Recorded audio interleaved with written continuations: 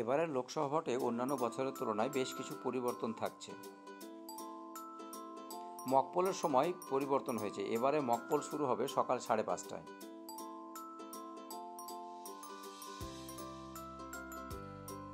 Mock poll স্লিপগুলো আগে plastic বক্সে ঢুকিয়ে রাখতে হতো, এবারে সেগুলি কালো রঙের এনভেলপে ঢুকবে এবং পিঙ্ক পেপার সিল দিয়ে সিল করতে হবে।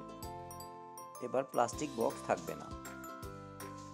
এবারে ভোটে হোয়াইট কালারের স্ট্রিপ সিল নেই, যেটাতে ABCD থাকতো। পরিবর্তে এবারে ভোটে পিঙ্ক পেপার সিলের মধ্যে A এবং B মার্কিং করা থাকবে।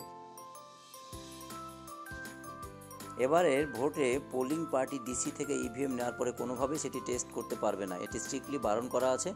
যদি কোনো পোলিং পার্টি P-1 ডে রাত্রে ব্যবহার করে, সেটি পানিশেবল অফেন্স হিসেবে ট্রিট হবে।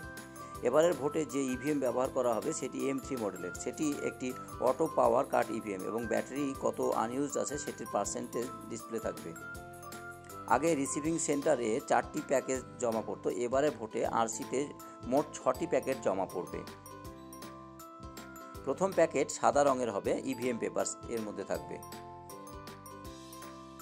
একটি এনভেলপ থাকবে, সেটি আনসিল অবস্থায় থাকবে এবং এর মধ্যে 17C থাকবে।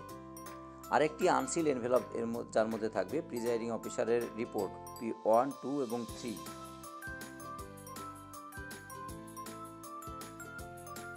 কালো রঙের খামে ভরা মকপোল স্লিপগুলো পিঙ্ক পেপার সিল দিয়ে সিল্ড অবস্থায় থাকবে। দ্বিতীয় প্যাকেটে সেটিও সাদা রঙের হবে, স্কুটনি ডকুমেন্টস থাকবে। একটি সিল্ড এনভেলপ যেটির মধ্যে 17A রেজিস্টার অফ ভোটার থাকবে। একটি সিল্ড এনভেলপ যেটির মধ্যে প্রিজাইডিং অফিসার্স ডায়েরি থাকবে। আর একটি আনসিল্ড এনভেলপ থাকবে যেটির মধ্যে ফর্ম 14 বা list of blind and infirm voters থাকবে।